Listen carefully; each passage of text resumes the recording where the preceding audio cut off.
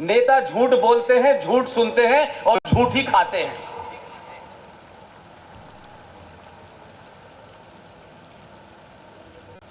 इसलिए सच बोलने की समाज में जब हिम्मत समाप्त हो जाती है, तो कितनी भी जोर जोर से चिल्लाएं भारत माता की जय, कितना भी गले में पट्टा डाल लें, जब राष्ट्र विरोधी बिल पास हो रहा हो तो 117 एमपीओ का चुप रहना सबसे बड़ी गद्दारी है।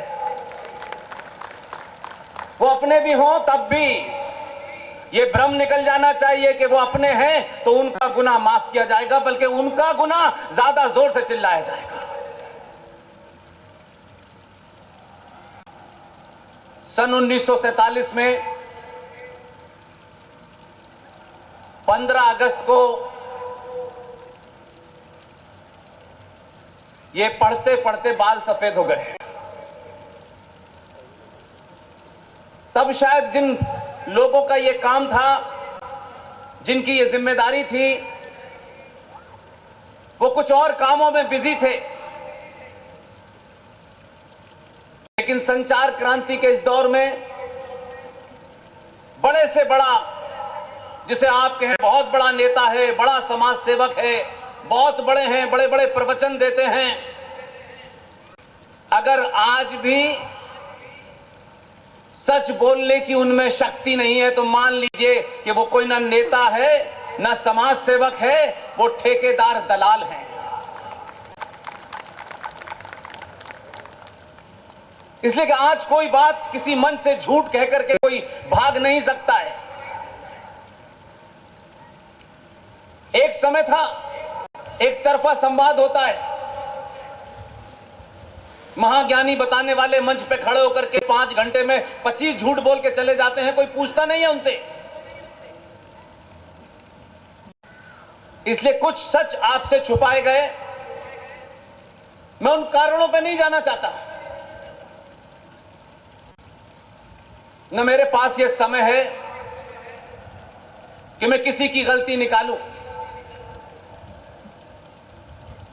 20 साल पत्रकारिता के बाद मैंने अपने सफर में तय किया कौन अच्छा है, कौन बुरा है, कौन कितना बड़ा राष्ट्रवादी है, कौन नहीं है।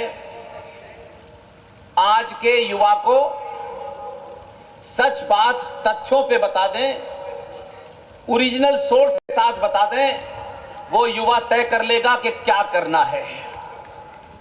15 अगस्त 1947 को भारत आजाद हुआ है, इससे बड़ा झूठ पूरे संसार में आज तक नहीं बोला गया। हम यही सुन रहे हैं 70-72 साल से।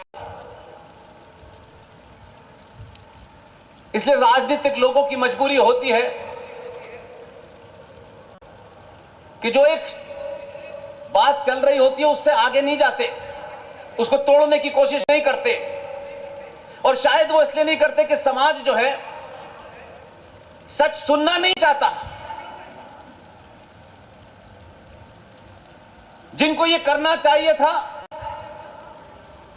उन्होंने अपने स्वार्थों में नहीं किया, मैं नहीं जानता। लेकिन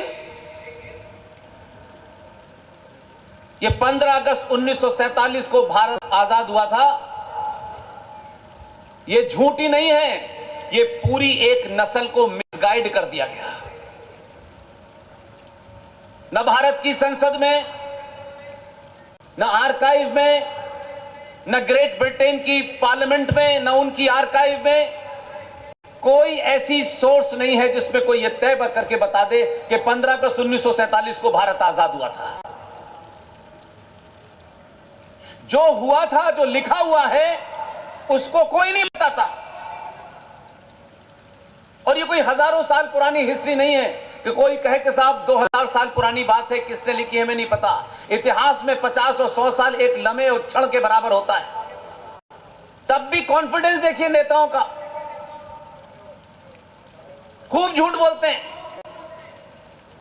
अब अगर कोई थोड़ा थोड़ा सच बोलने लगा है तो भारत जोड़ो यात्रा निकल रही है। और इसमें भी अपना एक कंट्रडिक्शन है। यात्रा का नाम है भारत जोड़ो, जिन्होंने भारत के टुकड़े किए वो भारत जोड़ने निकले हैं। और इस देश में कैसे कैसे लोग हैं, कैसे कैसे जजेस हैं, कैसे कैसे रॉ के पूर्व डायरेक्टर हैं, रिजर्व बैंक के गवर्नर हैं, वो उस भारत जोड़ो यात्रा के अंग बने हुए हैं। 15 अगस्त 1947 को भारत आजाद नहीं हुआ था। 15 अगस्त 1947 को ट्रांसफर ऑफ पावर हुई थी और वो भी अधूरी हुई थी। ये सवाल बहुत साधारण है, कोई बहुत इसके लिए ज्ञान की आवश्यकता नहीं है। ब्रिटिश साम्राज्य का, ब्रिटिश इंडिया का जो आखिरी वॉइस रॉय था, लॉर्ड लुईस माउंटबेटन, यह बताया जाता है कि वो आखिरी वॉइस रॉय था। 15 अगस्त 1947 को वो शख्स भारत का पहला गवर्नर जनरल बना। क्या बड़ी आजादी है भाई। और एक और झूठ बोला जाता है कि भारत के पहले प्रधानमंत्री फूल वाले चचा थे।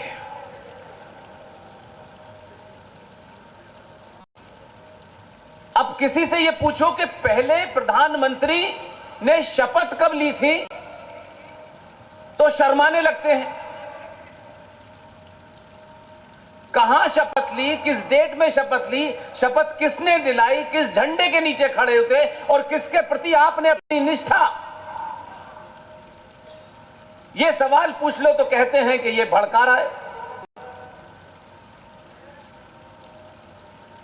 लेकिन हम यही सुन रहे हैं, यही पढ़ रहे हैं। तो जब समाज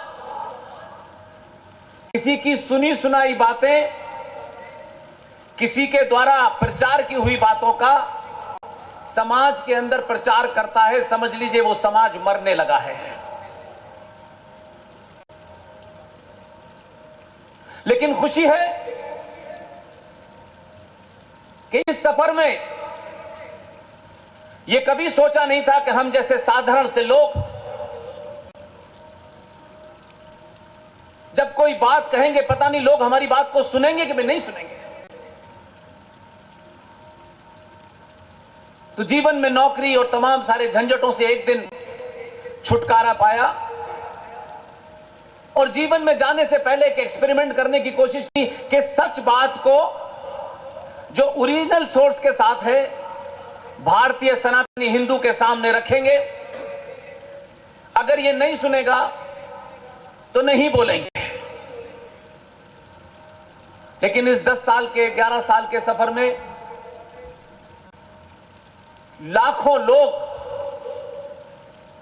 जब सुनने आते हैं तो हिम्मत बढ़ जाती है कि भारतीय सनातनी समाज सच सुनने के लिए तैयार हो गया है।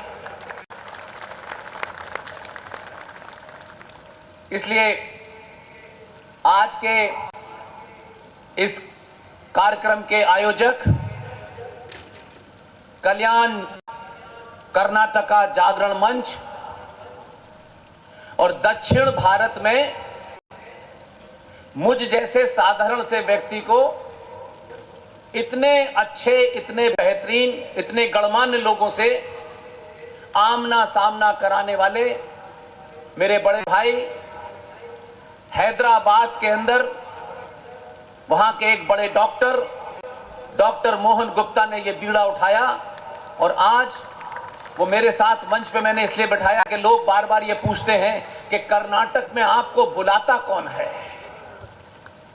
तो मैंने कहा कि मैं सार्वजनिक कर दूं कि कर्नाटक में मुझे बुलाने वाला आदमी हैदराबाद में बैठा है।